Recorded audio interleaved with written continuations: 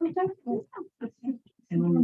من الشيطان الرجيم بسم الله الرحمن الرحيم الحمد لله رب العالمين والصلاة والسلام على رسولنا محمد وعلى آله وأصحابه وأتباعه الشريف. السلام عليكم ورحمة الله وبركاته. So, we have been discussing the 10th word. The 10th word is, if we go back to really quick, it's beginning, which is at page 59. It's about resurrection and the hereafter, and it's the interpretation of many verses in Quran that talks about resurrection and hereafter, but specifically starts with the verse فانظر إلى آثار رحمة الله كيف يحيي الأرض بعد موتها إن ذلك لمحيي الموتى وهو على كل شيء قدير. Look then to the signs of God's mercy, how He restores life to the earth after its death. Verily He it is who resurrects the dead, for He is powerful over all things. This is the verse. And there have been multiple perspectives that author has been taking. And in this portion that we are studying, he is taking approaches based on divine names and how they point to those truths. And the general pattern is observing the creation. He points to a pattern meaning a divine name in action. Like, let's say you observe cat kitten sort of a relationship and you say that there must exist a merciful one, let's say, just to give a toy example. And then says, how does this mercy or the merciful require that there must be a resurrection? So this sort of a pattern is following. And in this ninth truth, it's going to be about manifestations of the names of eternally living and self-subsistent, and the giver of life and giver of death. So it's going to be Hayyu Qayyum, Muhyi, and Mumit. These are the divine names that are going to be mentioned here. And it's going to be a little bit of a long read, 4 pages.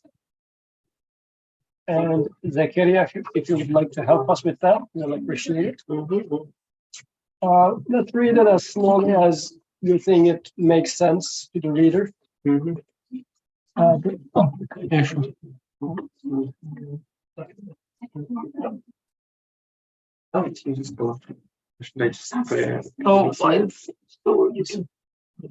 This is the reception part.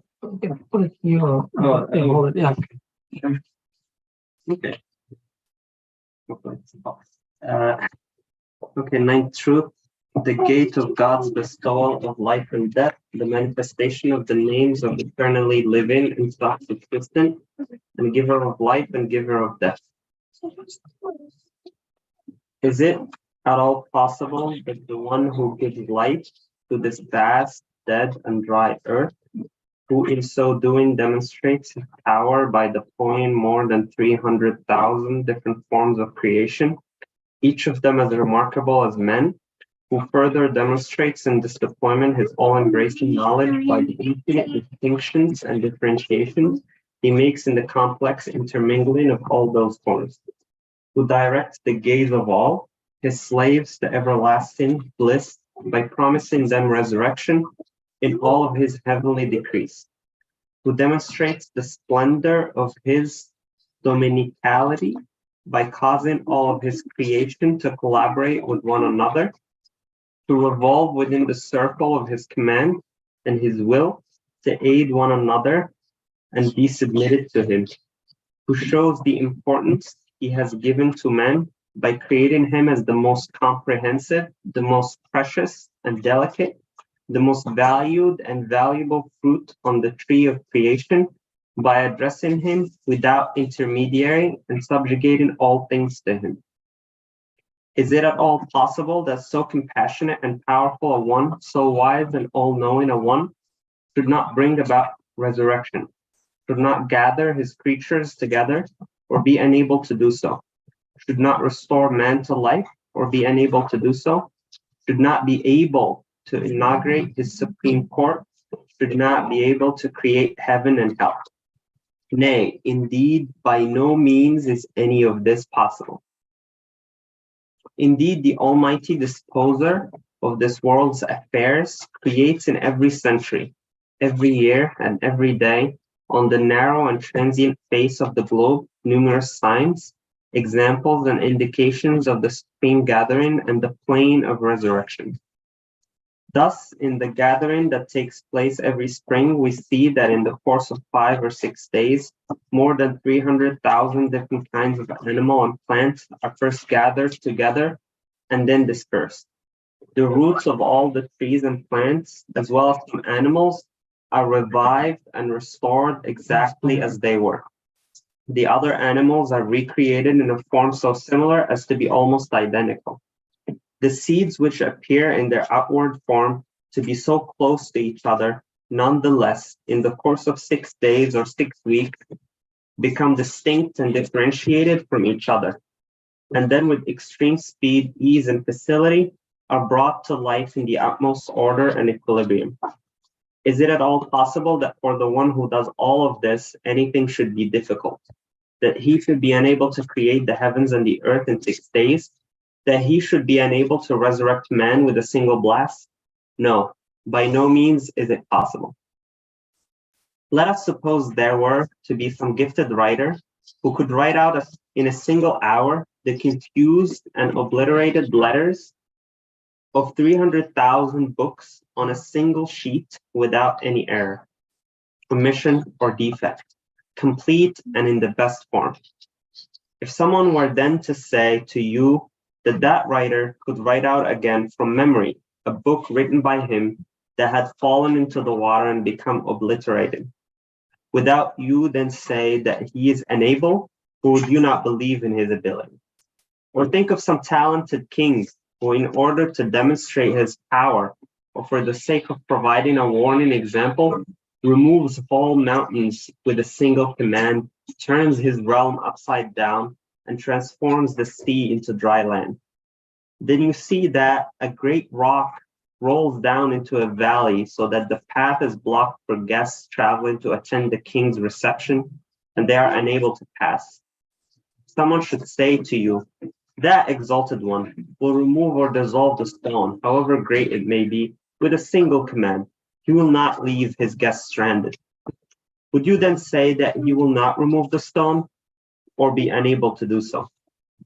Or if someone one day should gather together a great army, and you are then informed that he will summon its battalions together with a blast of the trumpet after they had dispersed to rest, and the battalions will form up in disciplined shape, would you respond by saying, I don't believe it? Were you to say any of these things, your behavior would truly be madness. If you have understood these 3 parables, now look further and see how the pre-eternal designer turns over in front of our eyes the white page of winter and opens the green pages of spring and summer. Then he inscribes on the page of the earth's surface, with the pen of power and destiny, in the most beautiful form, more than 300,000 species of creation. Not one encroaches upon another. He writes them all together, but none blocks the path of another. In their formation and shape, each is kept separate from the other without any confusion. There's no error in the writing. That wise and preserving one who preserves and inserts the spirit of a great tree in the smallest seed, no bigger than a dot. Is it permissible even to ask how he preserves the spirits of those who die? That powerful one who causes the globe to revolve like a pebble in a sling, is it permissible even to ask how he will remove this globe from the path of his guests who are traveling to meet him in the hereafter? Again, the one of glorious essence, who from non-being recruits anew and inscribes into his battalions with the command of be, and behold, it is. And with utmost discipline, the troops of all living things, the very particles of their bodies, and thus creates the highly disciplined armies. Is it permissible even to ask how he can make bodies submit to his discipline like a battalion, how he can gather together their mutually acquainted fundamental particles and their component members? You can, moreover, Behold with your own eyes the numerous designs made by God as signs, similes, and indications of resurrection. Designs placed by him in every age and epoch of the world, in the alternation of day and night, even in the appearance and disappearance of clouds in the sky. If you imagine yourself to have been living 1,000 years ago, and then compare with each other the two wings of time that are the past and the future, then you will behold similes of the gathering and indications of resurrection as numerous as the centuries and days. If then, after witnessing so many similes and indications, you regard corporeal resurrection as improbable and rationally unacceptable, know your behavior to be pure lunacy. See what the supreme decree says concerning the truth we are discussing. Look upon the signs of God's mercy and see how he restores life to the earth after its death. Verily it is who shall bring to life the dead, and he is powerful over all things. In short, there's nothing that makes impossible the gathering of resurrection, and much that necessitates it. The glorious and eternal dominicality, the almighty and all-embracing sovereignty of the one who gives life and death to this vast and wondrous earth, as if it were a mere animal, who has made of this earth a pleasing cradle, a fine ship for man and the animals, who has made of the sun a lamp, furnishing light and heat to the hostelry of the world, who has made of the planets vehicles for the conveyance of his angels. The dominicality and sovereignty of such a one cannot rest upon and be restricted to the transitory, impermanent, unstable, insignificant, changeable, unlasting, deficient, and imperfect affairs of this world. He must therefore have another realm, one worthy of him, permanent, stable, immutable, and glorious. Indeed, he does have another kingdom, and it is for the sake of this that he causes us to labor, and to this that he summons us. All those of illumined spirits who have penetrated from outer appearances to truth and have been ennobled with proximity to the divine presence, all the spiritual poles endowed with luminous hearts, all the possessors of lucid intelligence, all bear witness that he will transfer us to the other kingdom. They inform us unanimously that he has prepared for us there reward and requital, and relate that he is repeatedly giving us firm promises and stern warnings. As for the breaking of a promise, it is baseless and utter humiliation. It cannot in any way be reconciled with the glory of his sanctity. Similarly, failure to fulfill a threat arises either from forgiveness or powerlessness. Now, unbelief is extreme crime and cannot be forgiven. The absolutely omnipotent one is exempt of and exalted above all powerlessness.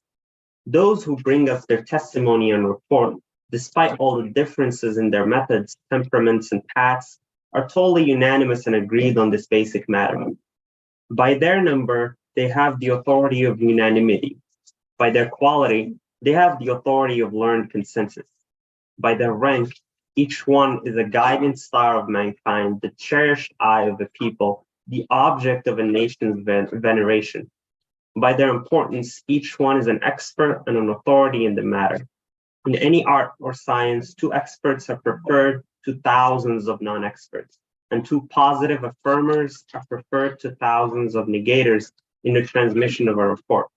For example, the testimony of 2 men affirming the sighting of the crescent moon at the beginning of Ramadan totally nullifies the negation of thousands of deniers. In short, in the whole world, there is no truer report, no firmer claim, no more apparent truth than this. The world is without doubt a field, and the resurrection a threshing floor, a harvest. Paradise and hell are each storehouses for the grain. There was a footnote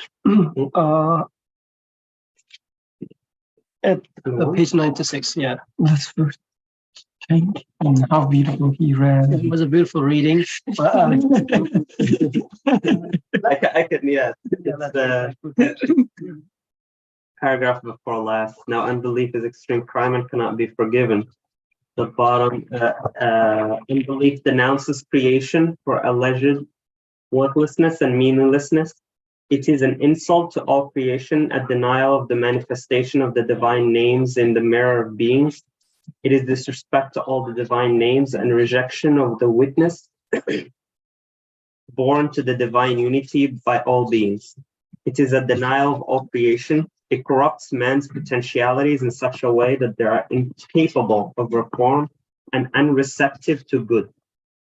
Unbelief is also an act of utter injustice, a transgression against all of creation and the rights of God's names. The preservation of those rights, as well as the unredeemable nature of the unbeliever's soul, make it necessary that unbelief should be unpardonable. The words to assign partners to God is verily a great transgression. In Surah 31, Ayah 13, express this meaning. Very beautiful reading. It was a long read, but it was good.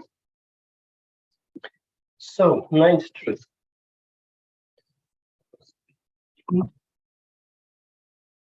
Okay. You want me to go back? Oh, yes. Yes. So it's the date of God's bestowal of life and death, manifestation of the names of eternal and living and self-sufficient, and giver of life and giver of death. Qayyum, Muhyin, and Mumit. So I'm going to start from the middle of the text and go back. The way Quran, so author build up his argument and showed us that actually what he is talking about is inspired from that verse. Look upon the signs of God's mercy. See how he restores life to the earth after its death. Verily he it is who shall bring to life the dead, and he is powerful over all things. So actually this beautiful Quran is making a claim about resurrection, but he doesn't even start from the claim. He says, look at the signs of God's mercy, how he restores life after its death. So it teaches us a methodology. I mean, there's afterlife, but what is after? How do I know that? He first attracts my attention to the creation, where it says that look at the life, how life is restored after its death in front of your eyes. This is how he restores life after you die. And he has power over all things. He is powerful over all things. So the conclusion is at the end of the century. So there are two conclusions here. The first conclusion is he restores life after death. What's the justification? He already restores life after death in front of your eyes in every spring. Like in the fall and winter, there's a death. In spring, there's a resurrection. And this keeps happening again and again. It shows that he is able. But the ability is there. What makes me get worried about it? Is he able to? Why shall he do this? Like these are the nature questions that will follow. But the ability is there. It happens right in front of your eyes. And then, وَهُوَ عَلَى كُلِّ شَيْءٍ قَدِيرٌ is being the justification. He has power over all things. And he has power over all things. And then, what else would you like to see? Because in front of your eyes, you saw that this power is at play. So, what is left is a question for you. In a nutshell. So, before we start any comments, any questions overall, any specific part that attracted your attention? That you would like to share, that you would like to touch upon, or any question maybe?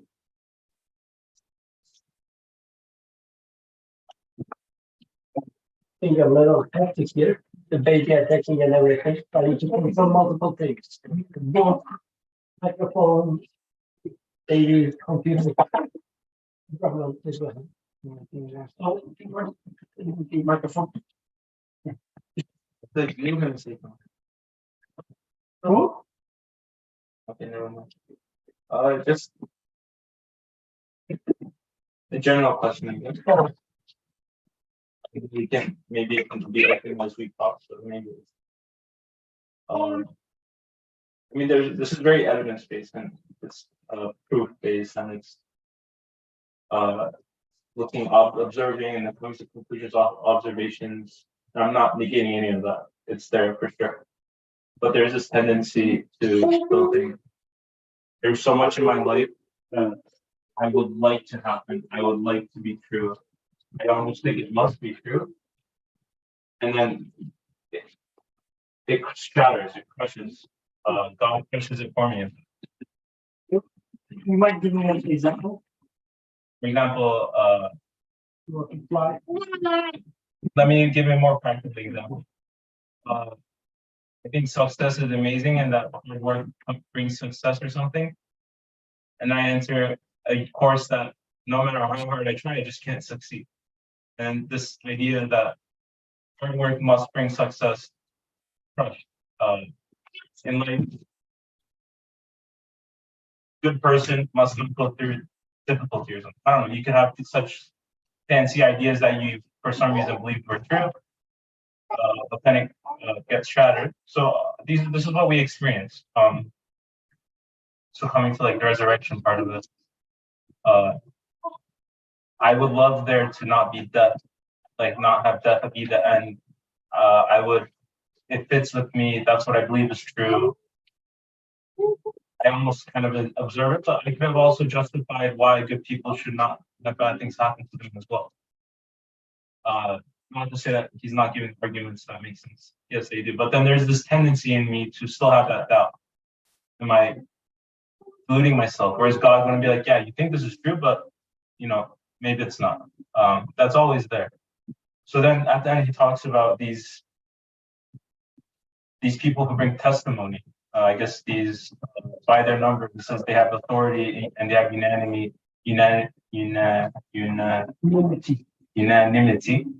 Right, they're together, united, and it brings like some strength to it. I can see some value of this authority, like many of them are coming together, but still part of me says it's still too weak for me. Just having people say something is true, it's almost not enough still.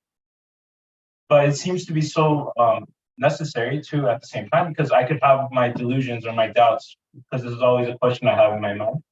So it's almost like I need someone else, so we can say a prophet, or someone else to come and say, hey, look at this is true, like God is promising resurrection, like the Quran is saying resurrection. And then now I can actually observe the universe and I can be like, hey, it does seem to be true. It does seem to be like this is the promise. So like that God I have within me, it's like slowly, like if I just looked at nature in spring and winter, it wouldn't be enough. I would still have that doubt, but then this comes and it's like kind of solidifies it. But it still feels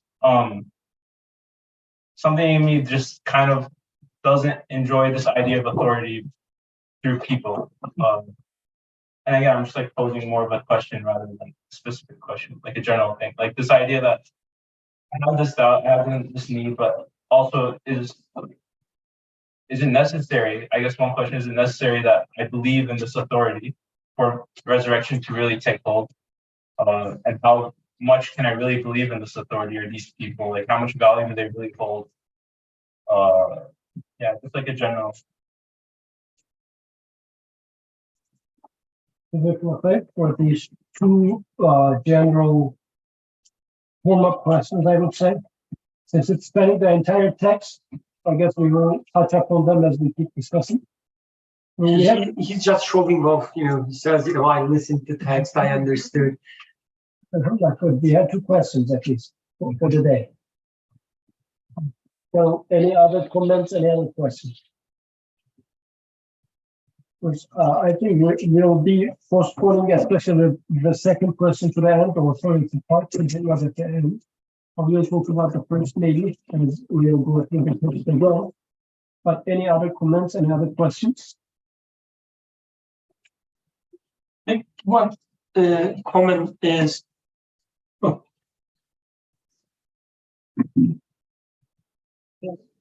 beginning of the text is also, to me, it's important.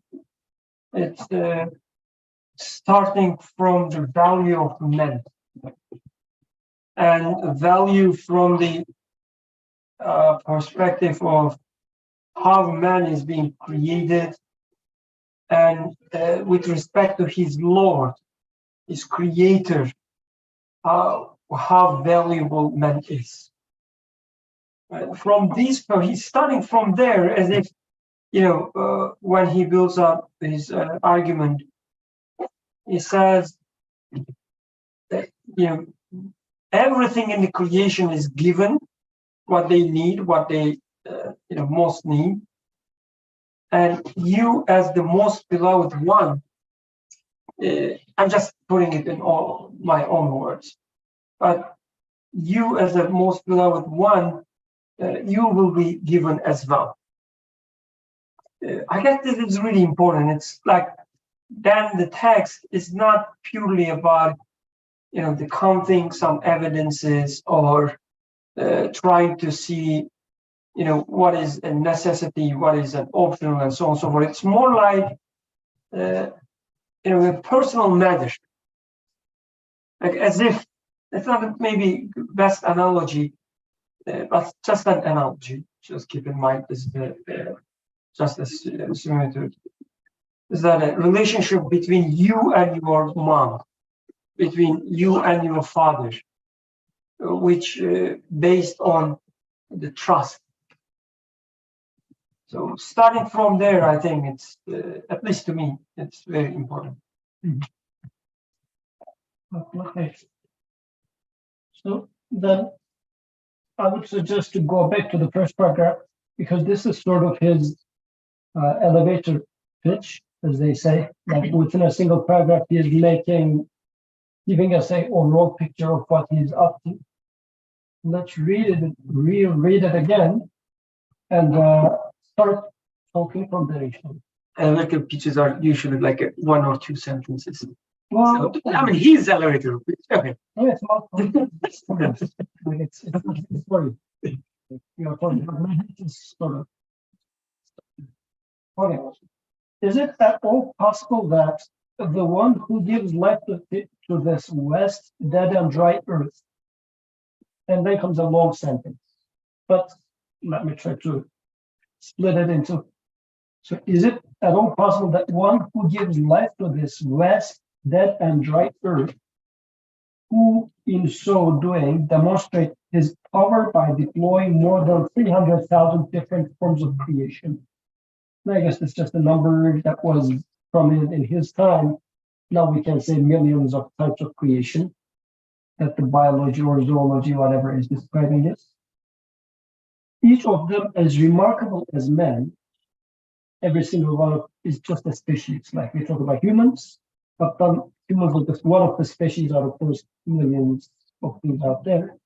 And he gives life to them. He is resurrecting them. In a sense, I'm just again putting my finger in there.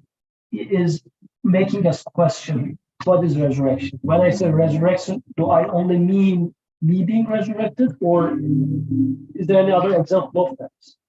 As if he's putting that into question.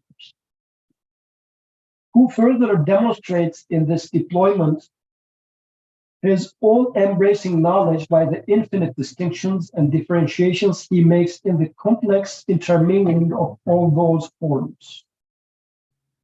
Like a bird sleeps as a bird, wakes up as a dinosaur. Not that sort of a thing. There's distinction. who directs the gaze of all his slaves to everlasting bliss by promising them resurrection in all of his heavenly decrees, who demonstrates the splendor of his dominicanity by causing all of his creation to collaborate with one another, who revolve within the circle of his command and his will, who aid one another and be submitted to him, who shows the importance he has given to man by creating him as the most comprehensive, the most precious and delicate, the most valued and valuable fruit on the tree of creation, by addressing him without intermediary and subjugating all things to him. Now he talked about the creation, then he brought the matter to the man. Is it at all possible that so compassionate and powerful A1, so wise and all-loving A1, should not bring about resurrection, should not gather his creatures together, or be unable to do so? So two things: he should not gather his creatures together, or be unable to do so; should not restore men to life, or be unable to do so; should not be able to inaugurate his supreme court; should not be able to create heaven and hell. Nay, indeed, by no means is any of this possible. So I guess first we need to turn our gaze towards the creation. And what does this, again, he's attracting our attention to something that we might be ignorant about. This millions of different species being resurrected, and resurrection meaning something that is erased and then being rewritten. Like that means as if it's gone, but then it's being restored, right? So which means there is sort of let's only talk about the knowledge portion of it. Let's say Birkal's history, he lived a life for 27 years, 28 years of life. So he has a history of life for 28 years, and he dies. After 80 or something, right? So resurrection means his 28 years shouldn't get lost. He should continue from there where it was left. And if his 28 years finishes, and then it starts with Atik's life story, I mean, well, it gets mixed. Something is lost in there, or part of it got lost, something like this. Right? This is why I think the author is attracting our attention to things are being preserved, things are not getting mixed up.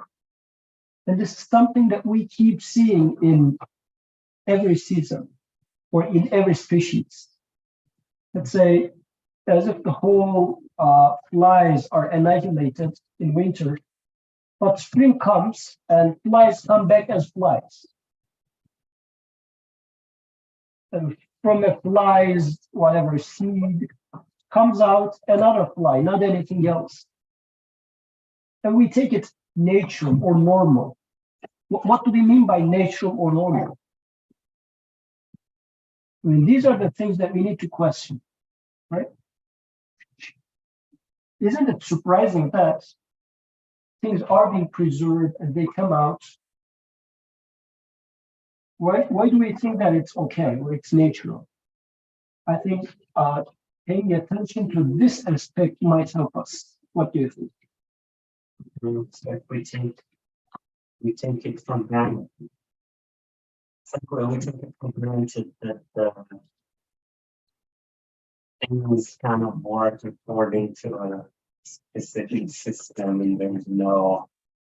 So, a lot of time, is that researchers, sometimes you're in the lab, sometimes you feel like you do the same thing and get different outcomes and different variations of that same outcome. But it seems here that, things are just designed in a way that brings the designated outcome every single time. There's, specific way that things work. And yeah, it's I think what should be surprising is that we take it for granted. It's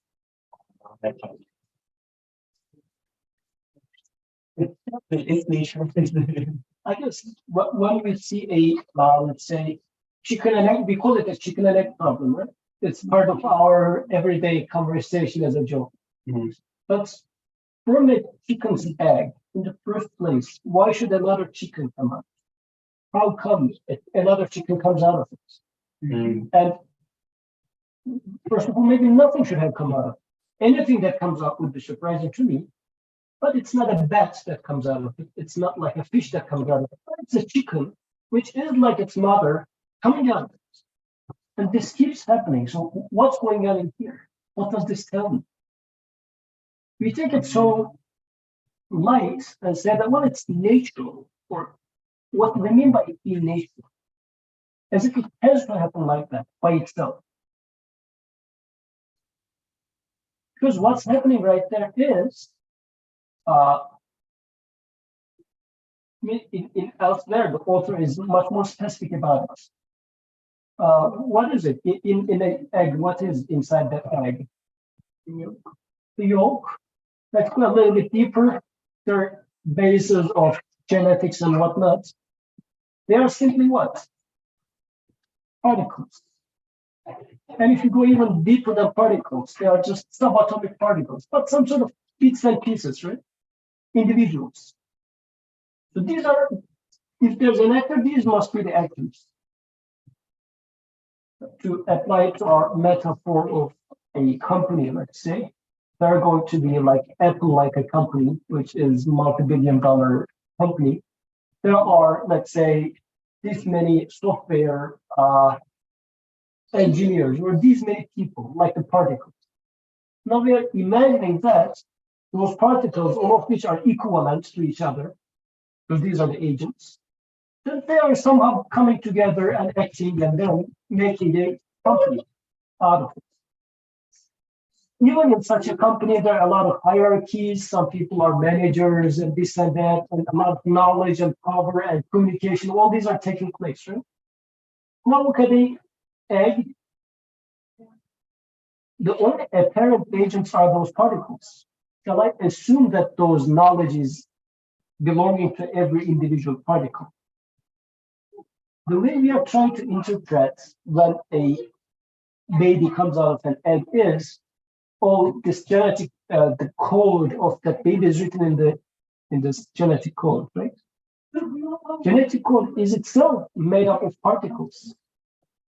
So it is as if you're saying that there's a book, here there's knowledge, and I say, oh, the knowledge belongs to the bits and pieces of ink here. This is what it means. Those ink, they had the knowledge to make the story here. The knowledge, let's say 1 liter of ink, assume, is used for this book. All bits and pieces of that ink, they decided to put themselves into certain places to make this meaningful book. This sort of a absurd idea, if we split it into its pieces, is behind the scenes when we say naturally a baby chicken or chick comes out of that egg. What makes it? Why shall it come out of it in the first place? So this is an example of a resurrection. The author is attracting our attention to the fact that this was not supposed to happen in the first place, but it's happening. Yeah, I think it's also should be more remarkable to us without doing scientific understand, because we know like the atoms are the same. Like carbon here is the same as that carbon atom over there. Just so the building blocks are the same. So how could you have this diversity and this differentiation with the same simple building blocks? Yeah. So it was not supposed to happen in the first place, and this is a resurrection. Because the mother is dead, but from that egg, another offspring comes. Well, at least we can think of it like this. Relative to the egg, mother is dead because egg is detached from mother, right? Mother is not doing anything with this egg anymore. So relative to the egg, mother is non-existent or irrelevant after that point. So what makes this egg another chicken? This is example of a resurrection, because what was recorded in the mother is not being manifested in the offspring. What makes this? This should not happen in the first place, but it is happening. And although it's happening within an order. It's not that out of the like chicken's egg, a totally irrelevant creation is coming out. Whatever was in, a similar outcome is coming out. So a preservation is happening in there too. So these type of things that we are ignorant of, our attention is being brought back to what's right in front of our eyes, as if this ignorance is being torn apart. The time is tearing apart ignorance, because evidences are right in front of our eyes. But due to becoming so much, getting accustomed to it, they feel like they're not there. That's why it's like there are millions of examples of it in front of your eyes, maybe only not for human. And even in the next page, he's going to say it even happens in the human. But he gave the example of just imagine 1,000 years before, 1,000 years after, put them side by side. You will see that humanity was there in the first 1,000 years. Humanity is here in the second 1,000 years. And then still humanity continues. How did this happen? Well, it's natural. There's this, what we say, cycle of reproduction. What is natural? We said natural for chicken and egg also, which was not natural. I mean, there's nothing normal in there. It was a preservation. And humanity is also being preserved. And even if you pay more attention, actually all the examples he brought up in here are, I mean, for some of them, I know which verses he's expecting them from, and probably the others are also related to them. I don't know the specific verses, but I'm just going to talk about the 3 verses in Surah Baqarah that comes one after the other. So there were 2 examples. One was, we discussed this before in this discussion a few weeks back. So the man who comes to a city which is upside down, and he says, who's going to resurrect this city? And the creator says, and we told him, we give him, we make him dead for 100 years, and then give him life back. This is how the translation goes. But as we were discussing before, actually, if you carefully read the verses of that example, that verse, it could also be understood that it's talking about you and me, actually. We give you life 100, death 100 times. Author Elster uses the same example as well. He says, your body is being renewed in its entirety twice a year.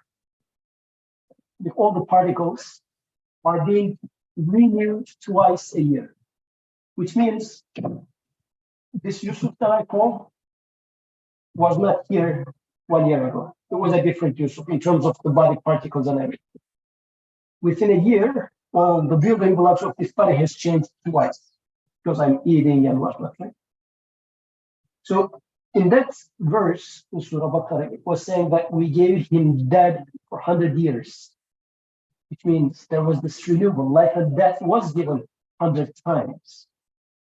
And then when he was resurrected, he saw that his food is alive, his donkey is alive.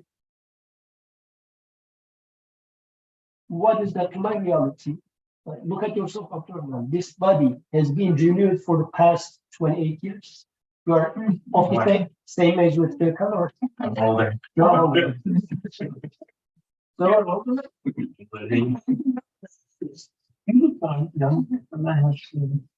So that body is already resurrected 28, 29 times. If you just compare to yourself, it's completely changed and still you're Abdurrahman. It's not like, oh, this year I am more like Zechariah. I mean, it's, you wake up one day and no, you are being preserved within that resurrection. So now put that Abdurrahman next to that Abdurrahman. There's also an example of resurrection. So these are all the same patterns that are happening. So then, and throughout that resurrection, that preservation, your food was there, your donkey was there. Like not only you were being preserved, your food was being preserved, your donkey was being preserved and renewed. As you get old, they are also being renewed, right? Like the life that you interact with are also being preserved, not only you. So then you will know that your creator has power over all things, the verse concludes. I think these sort of a pattern, this sort of a pattern is telling us where to look at the resurrection. Because these normally are not what we understand from resurrection. And I mean, these sort of things gives me another thought. Since you're asleep, I am talking, like you can interrupt me. Yeah, thank you. So where's the microphone? Somebody must. While listening to you and sleeping, literally, I was thinking. So what is it that we miss, that we lose as we get more educated? We started from this, it's happening naturally by itself. Nothing surprising. Zachariah said, we take it as granted. So taking it as granted, I guess, it can be read as being silly, which is, innocent. You just, never thought about it. So maybe you are, illiterate, jahil of this phenomenon, but it's not something you do actively. It can be forgiven.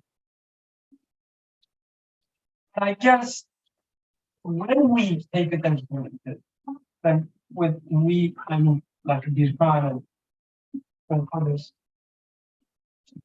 when we take it as granted, it's more than just being silly. It comes with the arrogance as well.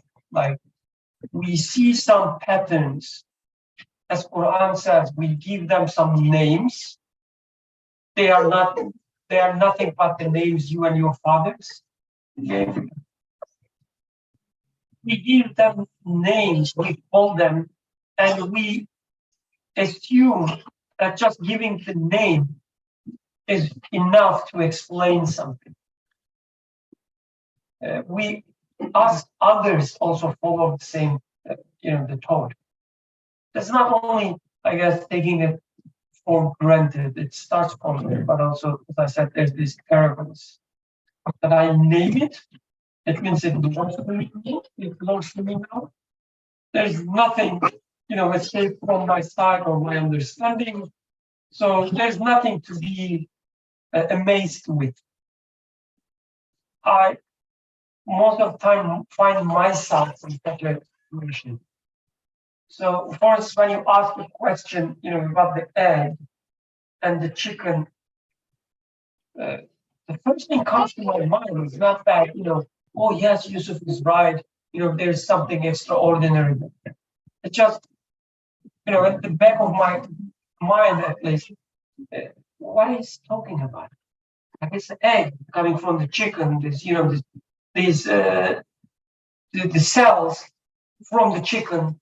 So they are multiplied, divided, and then become, the same DNA is replicated, inherited, and so on and so on. What else you expect from the egg of the chicken? This is what comes to my mind. The same moment you mentioned. And I ask myself, like, what's going on? I mean, what I say is true. If you look under the microscope, you will see what I talk about, and it is there. But I guess by just observing some stuff and noting some facts, when I tell you about the DNA and so on and so forth, I just simply note what is there already. I pretend as if I'm, generating more knowledge, more information than what is out there. As if, I'm innovating something. I talk about the DNA, I talk about the molecules and so on. Let's assume for now, these are the true theories. I pretend as if, I gave you something new, that I explained something to you.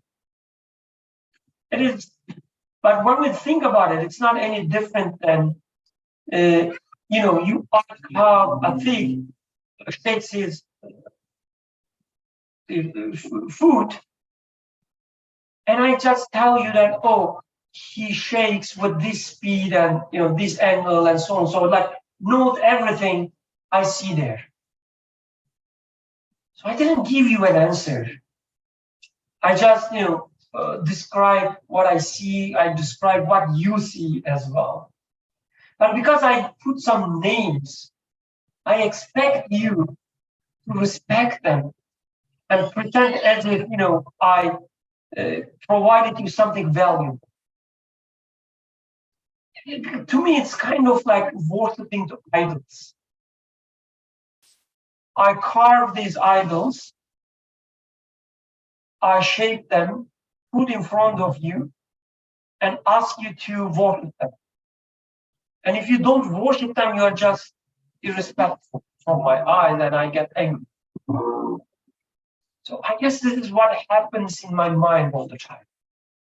You talk about the egg, and I, describe the event, the phenomenon in more details than you did, because you just, as a, let's say, layman, ordinary man, you just talked about egg. But as a scientist, I talk more about it. I gave you more names, and now I expect you to respect what I shaped, what I carved in front of you. That's an interesting mindset, at least, when I face it and it's happening in me. When it happens with others, other, unbelievers, scientists, and so on, it is understandable. But when it happens to in my mind, it's something hard to, I guess, accept.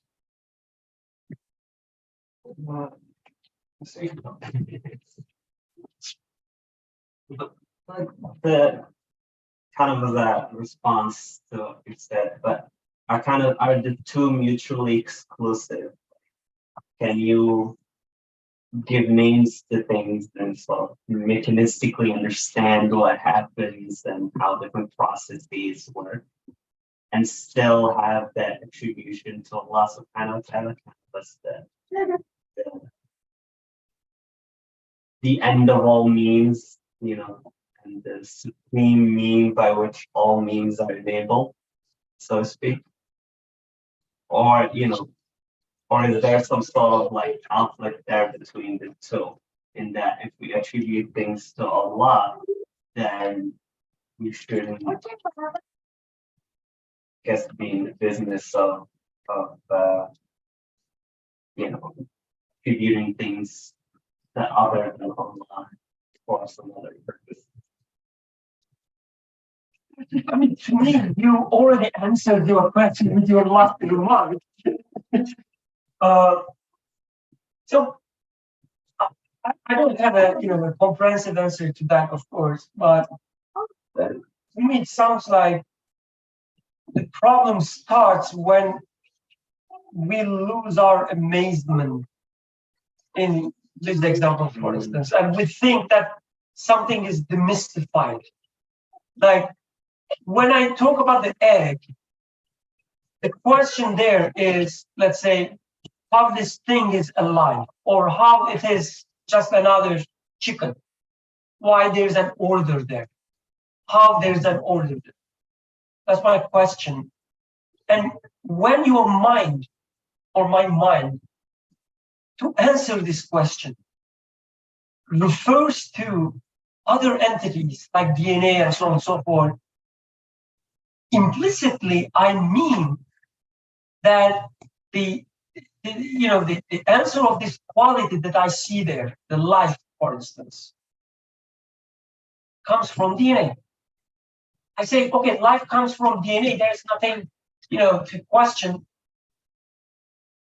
But what I should be doing is asking, what do you mean that life comes from the DNA?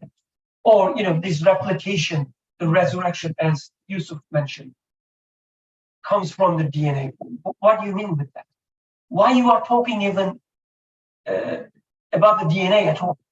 Why you brought the DNA into the picture? So that's the question, I'm asking to myself. And the answer is usually, it's not as simple as you described, oh, we are just looking at the things to learn more about it and so on. No, I look at things and think, the things that I'm looking at explains what I've been asking for. That's my attitude. I don't know about you, but this is usually how I find myself. I say, wow, look at the cow. From cow comes a milk, which gives me pleasure and food for this. I don't know if this cow, or anyway, doesn't matter. Let's assume it's a cow. I ask this question, something that I enjoy comes from cow.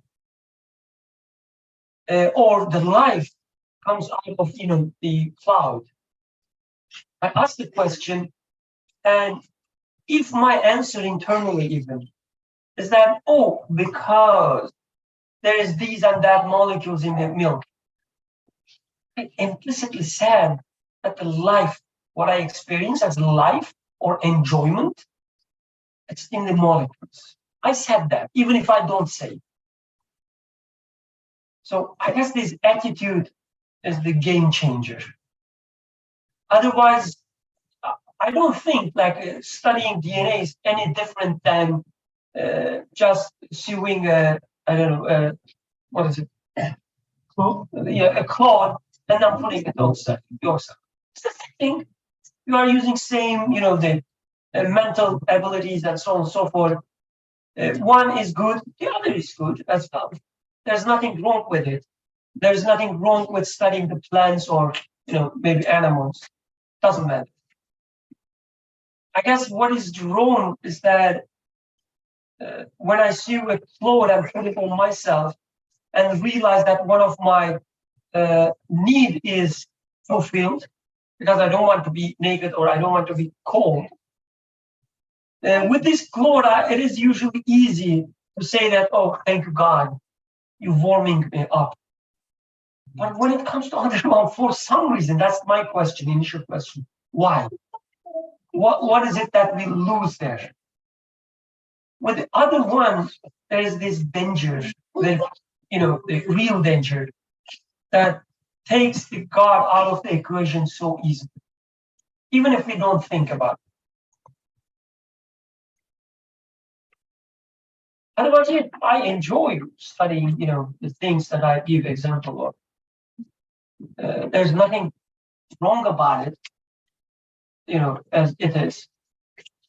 How I use it, I guess, is the wrong thing. Might it have something to do with the kind of the way, with the intention with which we approach it, in the sense that I think we don't come to it from a perspective like to the book, like we're trying to kind of uncover a lot of signs and kind of know a lot in his creation, but we're coming to it, I feel like, from that Western framework, at least kind of since the 1600, 1700 Descartes, the framework of domination, as man's role is to dominate and control the world and kind of subjugate it to his will in that sense. And so we want to know DNA to be able to explain how life works, to be able to control life, to be able to tweak life to our purposes, so to speak. Or I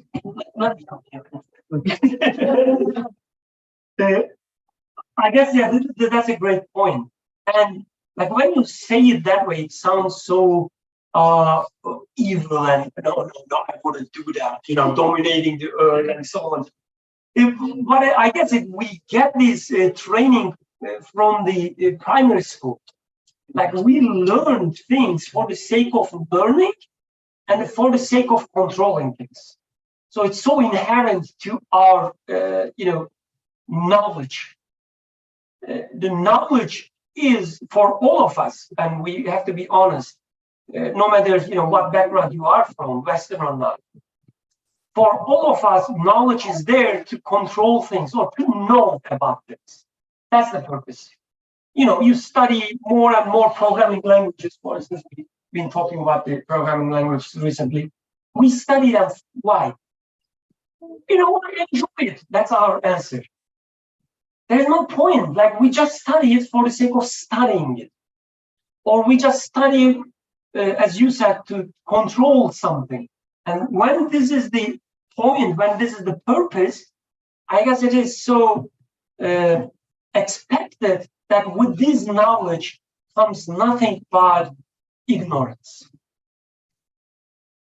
And when we look at the first generations, and when I say first generation, I don't mean this golden age of Islam, all these the scientists and so on. I mean the people around the prophet.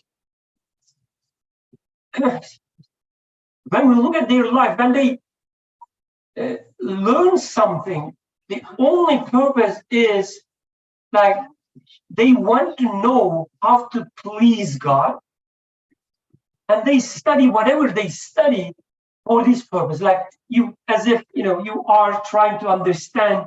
There's a sick man in front of you, and you ask the question, what kind of action would please my Lord? And to address this question only, you're studying medicine. So I guess we lost this, what would please my Lord? And studying it for that purpose. So when we say, I'm studying the universe to know about my creator, this is even, I guess, somehow dangerous.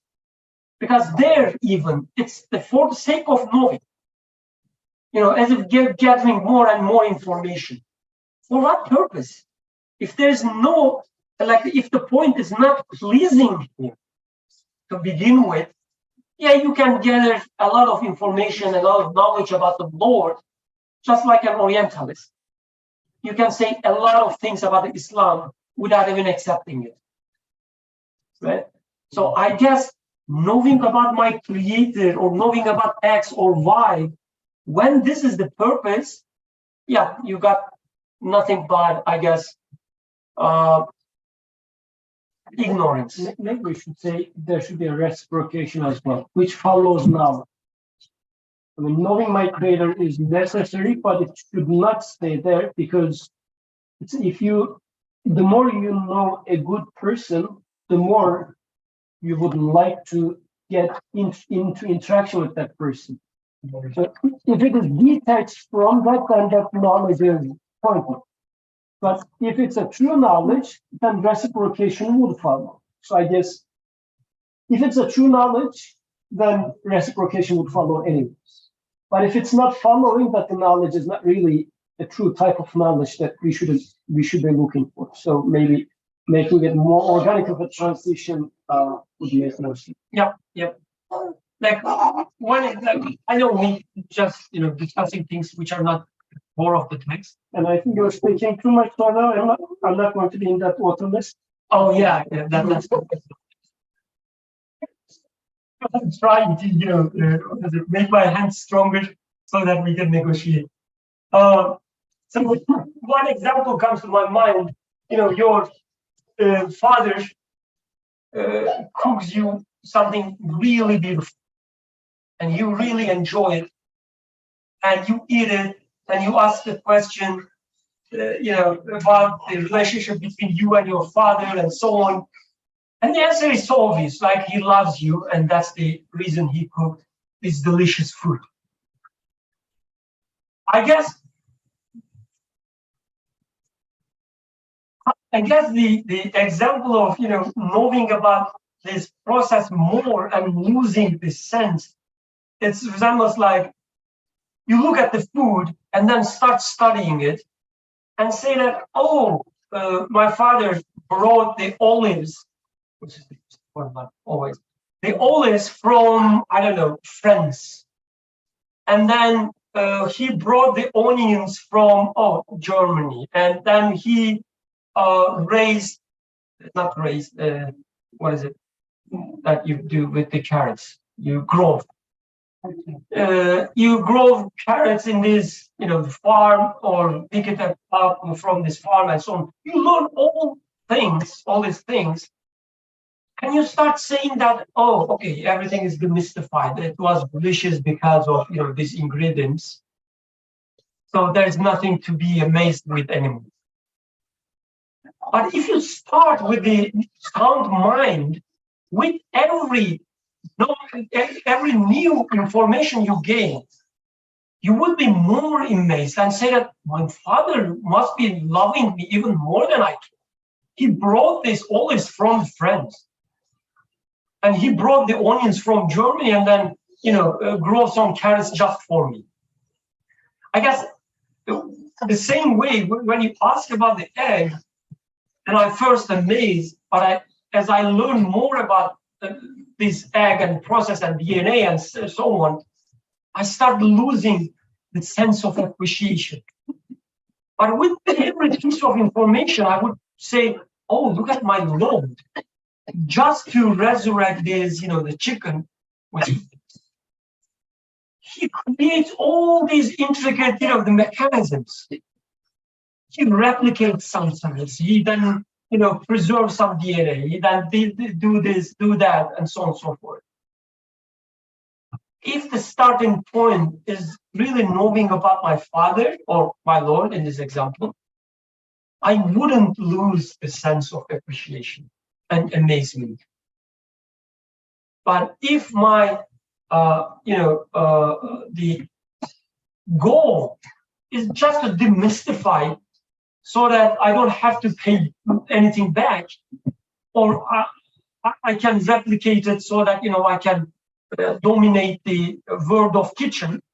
If this is my goal, then by learning how this food is cooked, I would announce that, okay, I don't need my father, I can cook it as well.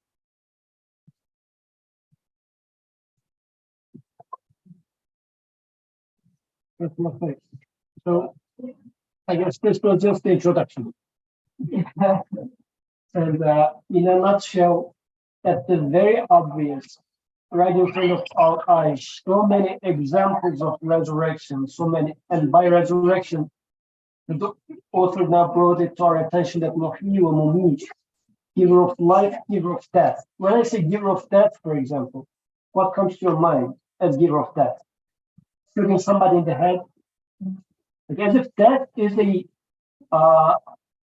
it's not a construction, it's a destruction. You're not, like, when you say construction, giving of life, it looks like you're putting something together. But to give death, it means just leave it away, it's going to die by itself. I mean, you need to put somebody to life units to preserve life, but you don't need to do anything for somebody to die. But here, there's this notion of giver of death. Death is being given. It's not like lack of life. It's not just, leave it as it is and it's going to die by itself. Which is, again, another interesting thing. Is death being given? And if you think about resurrection, it must be. How? Like in the example of egg, again, let's go back to the egg. So mother and chicken, they're being detailed, right? And in the egg is a beautiful death of mother, in a sense.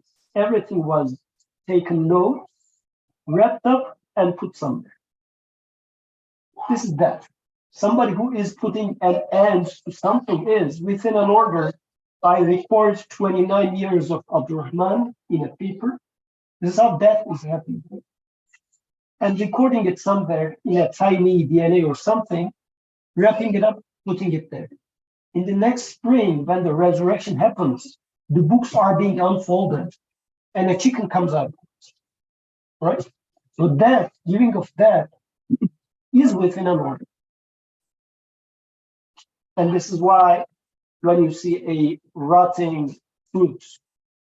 A rotting fruit is an orderly rotting. It's not like the colors are changing beautifully. Like look at an orange, leave it on your countertop for a week, just to observe how orderly death of that orange is. It's not immediately disappearing, like phase by phase. Just it was given life phase by phase. It is being given death phase by phase. Or in the autumn, when the trees are dying, the leaves are changing all different colors and then eventually falling down. So stage by stage, death is being given. It's not a simple destruction. It's also within an order. With Quran's words, it's like using this process in 6 days. Mm. And it's not, just happens that way from our perspective. Yes. It happens in 6 days, Stage by stage. stage by stage. So Muhyi wa Mumit in this sense is, it keeps happening in front of our eyes. And by using those divine names in Quran, the Creator is attracting our attention to what we would normally, or what we would consider normal or natural.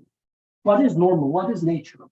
Not because when we say natural, what we mean is it happens by itself. Does anything happen by itself? Should be the question. If it does not happen by itself, then who is acting there? What is acting there? So this is what needs to be. And as I start seeing somebody acting in there, now my receivers are being opened. So let me give you a specific example, since most of the people here are married people, and we have only one person of age who is not married. So for the people who are not married yet, let's say, so marriage is a like different concept, right? This is why parents would say, let's say, Atik says, "Oh, this is the person in my dreams I want." Then he goes and consults with his mother, and his mother says, "Let me look at the girl." Just let's say has 5-10 minutes with the girl and says, "This is not good for you." How come? How did you arrive to that conclusion? And then she picks up on maybe 2 things about the girl. She says, well, she entered the room, there was something that hit her foot, and she didn't pick it up. Something that I think even didn't notice. But she says, well, this girl is maybe not tidy.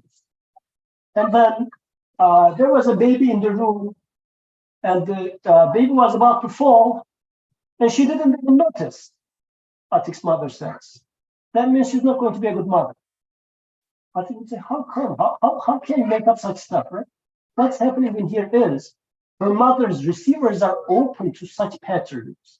So she said that there's a behavior in that girl. This is a manifestation of that, right? So normally his receivers are not open to that. So her mother is inviting him to open up his horizons in that, right? What author does in here is similar. He's inviting us to something that's happening right in front of our eyes and shows a pattern about the doer, the maker of the creation, but we are ignorant to it. Once he gets married, he will understand what his mother was saying in this example. Sorry, I take portion. He will eventually understand, and then when Adam starts, like when Adam's age comes, then Atik will say, it's not good for you. Or maybe he's going to see someone for 10 minutes and tells Adam, this, you should go after, for example. This sort of a pattern you start picking up. So in the creation, as I see this resurrection happening, but I was not aware that it's resurrection. The author is saying, and actually the Quran is inviting us to say that this is resurrection. It is the same pattern that you observe life after death, but it's everything. Even in your life, there are several examples of resurrection that's happening. Who does this? You take it natural, happening by itself? There's a maker of that. And now, apply to your question. You have one question, which was, after I die, how am I going to get resurrected? Right? Now, look, everywhere else, there's a resurrection. Apply that pattern to your question now. Would you be resurrected? Well, he is capable of and actually doing that resurrection everywhere already. Why shall my single problem of me being resurrected again should be singled out? Is it because he's not capable? Or he's definitely capable, right? So he is not capable is single, like, cancel out. It's not an issue. So, well, why shall he do it? Look at the purpose of that creation. Me being resurrected fits the purpose of creation perfectly. Actually, if I am not resurrected, then the purpose of creation becomes futile and pointless. This existence becomes pointless. It's a contradiction to me being here right now.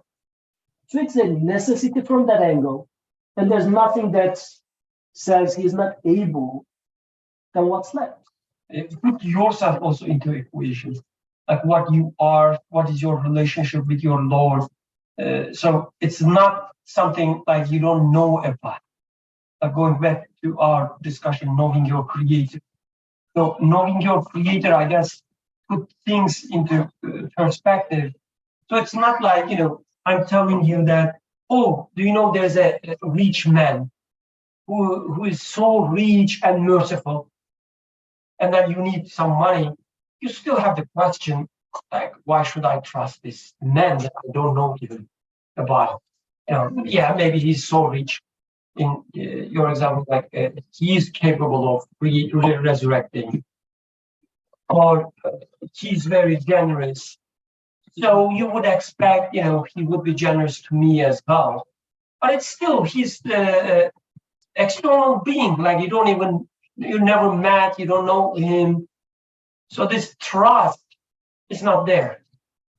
But with your Lord, when he says in the paragraph that, especially for men, for him, there's such a big value and so on and so forth. I guess he's emphasizing your relationship with your Lord.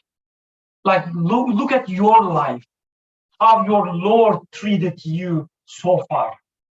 And the purpose in your life, not, purpose of life as a thing out there. The purpose of your life. Look at it.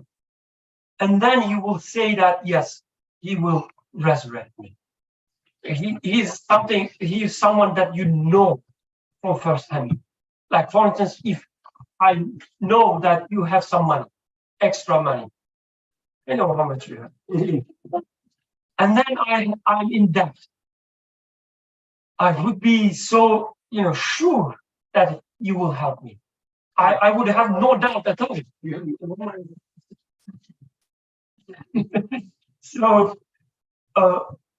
because, all these years of relationship, knowing you and so on and so forth, with your Lord, it is even stronger.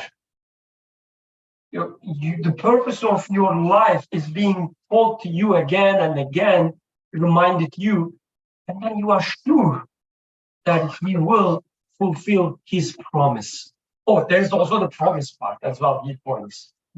That your Lord explicitly tells you that I will resurrect you. So all coming together. Then, for example, after knowing Abraham for more than 10 years, with some gap in between, like, I know that if I ask him right now, Abraham, a tree fell on my car, give me your car key. I am sure he will give his car key to me. He asked the same thing for, like, from another friend. And we were talking after Juma. The three of us were talking. We asked him to give the key, and he said, "Oh, I forgot something. I have to run." And like, it doesn't work with everyone. I am sure about this based on my 10 years of experience with Abdurrahman. Then my statement says, well, what if? Well, it's possible that Abdurrahman might not give it to you because he just immediately flips his mind. How do you know? Right? I said, well, I know because I know him. Like, as you said, putting my relationship into the picture and my sense of knowing, I don't have any doubt in that. And when my whisperer comes and says such a possibility of existence of such a possibility, I say, well, it's verbally possible to form such a sentence, but it's not a real possibility. It's never a fact. So I dismiss it automatically.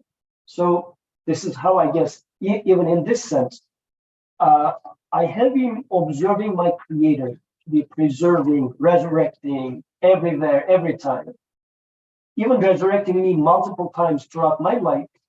And then there's another case of resurrection in front of me. It's a question mark. So now when answering that question, I say, well, it is definitely capable and able and doing it. And it's a requirement, necessity for the purpose of my life, existence, and everything. And from his creation point of view, still it's a necessity. My whisper comes and says, well, what if he just flips his mind for a second? Verbally, it is a possibility, but it's not a factual possibility. There's what I would consider as experience, life, knowledge, reality. It's not a possibility. In this sense, I just dismiss it. Okay, so introduction is done. So I think for this, this might be somewhat answering your first question, I would say, because I was feeling like the first question was a little bit not perfectly aligned with the content, because the author was not saying that I am in need of such a thing, therefore it must happen, but it was more of a bigger picture, saying that. No, but it follows off that reasoning where you see those names. For example, you see your mother taking care of you, or you expect 40 years from now she's not going to just flip it. Same way you see these names where he's resurrecting, he's taking care of things, and he's giving death, then he's giving life, he's giving death, he's giving life. You're doing such a deduction or reasoning, concluding. And there are times in your life where you conclude things that are wrong, though, but you think they're correct. And you concluding that you're like, you can even have like religious reasons, or you can be like, God created it as such, that this must be such, and it's a false reasoning, but you conclude falsely. So just because I look at something and I conclude and it makes sense to me, for some reason, it's not absolute, like, it's not 100%, which kind of is ridiculous, because that's the only way you can witness the world. It's you need to conclude with your emotions, your thoughts, whatever you can, your reasonings. But it leaves such a doubt where I can't like directly say, yes, there must be resurrection. And resurrection seems like a more of a far away thing. After death, something will be created. I'm like certain of it. I can say, yeah, it seems to be that way. It's hard for me to be certain about it. Your question is, what if tomorrow I'm not going to change today's conclusion? So it's I guess my question, it kind of touches on the authority at the end.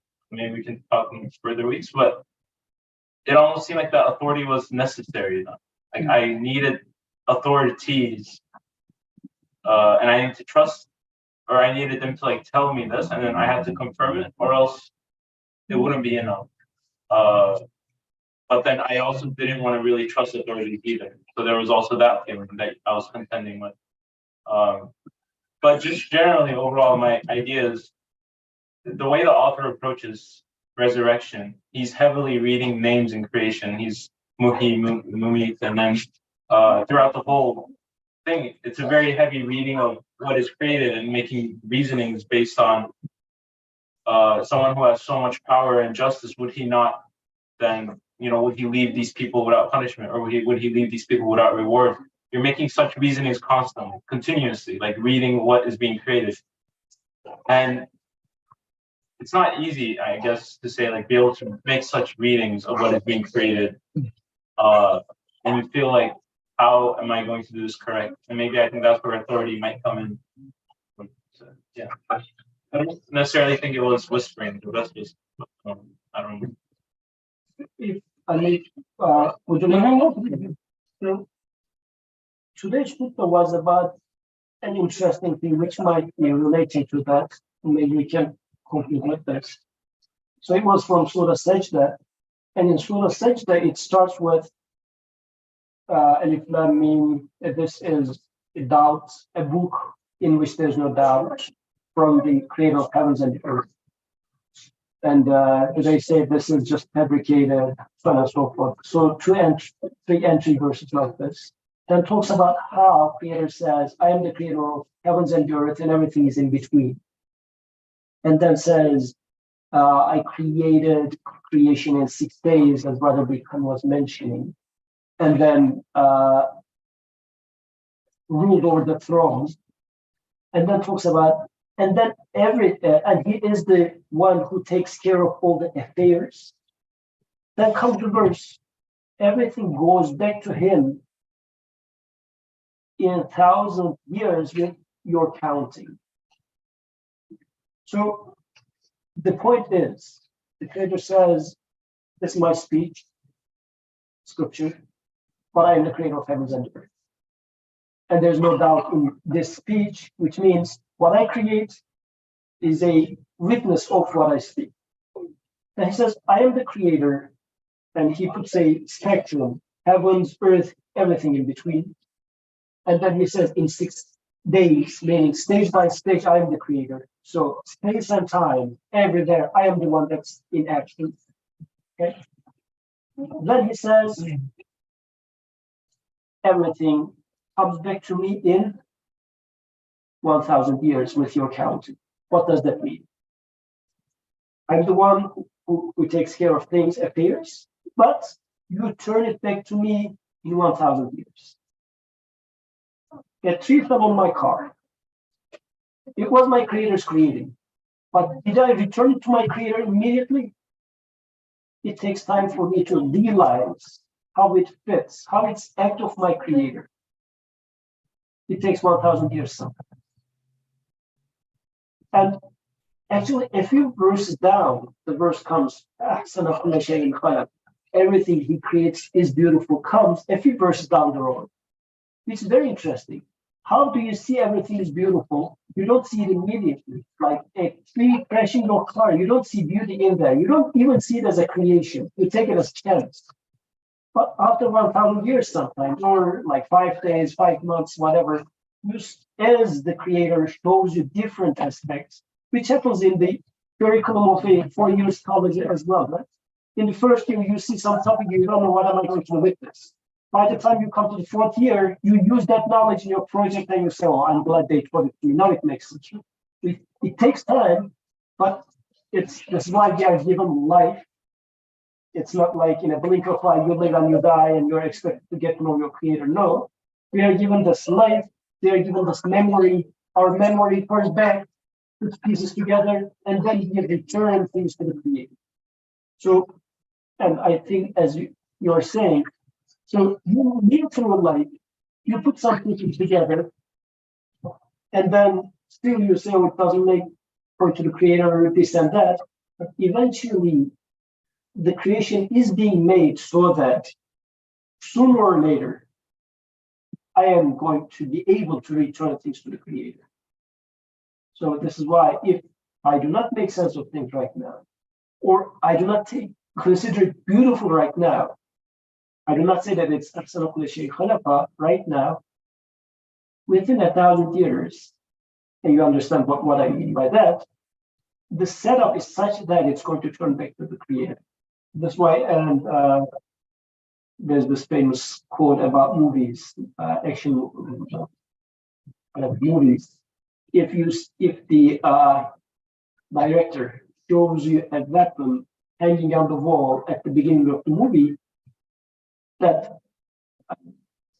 weapon will be used. weapon will be used sooner or later in the movie, right? Mm-hmm. Why did he show it to me in the beginning? You might ask, but eventually, and he says suspension. I'm going to be ready for that. This is how the life is. And Surah Sayyid is so beautiful in this sense. After talking about creation, everything, that says, and after saying this is half of the sentence. The next half is we created man from clay. And we took them from this stage to that stage, saying that everything in your life is also like beautiful. Like you're yelled at by someone, you're being mistreated by someone, it's going to return back to me eventually. Within 1,000 years, it's beautiful. And even a few verses down the road, it talks about hell. It says, if we wanted, we could have created everybody in guidance. But we promised that, the Creator says, I'm going to fill up hell with men and jinn, such a threat. High respect to everything is created beautiful. How is it beautiful that people are being put into hell? You will return it back to the Creator eventually. So beautiful. Actually, hell is beautiful. Right? Because today, as I was writing the syllabus for the term as from starting on Monday, I was thinking, how can I make students do attendance to the class? Well, just make it 15% of the overall grade. And if you don't come, one lecture, 2 points are going to be cut off. No, right? Punishment. It's beautiful. They come to the class. Otherwise, they won't learn. So that is beautiful. Very beautiful. This is a good picture. Our students just looks at day-to-day activity. How can I play more computer games? So I'm out of class. Never mind, don't go. I'm going to take the note from class. They don't learn. So hell is beautiful. So this is how, over time, as we connect the dots more, it's going to go back. So it's a little bit of. So we conclude here. Oh, do we have time or not? It is 8:40. Then let's conclude. Yes. سبحانك لا علم لنا إلا ما علمتنا إنك أنت العليم الحكيم آخر دعوانا الحمد لله رب العالمين الفاتحة.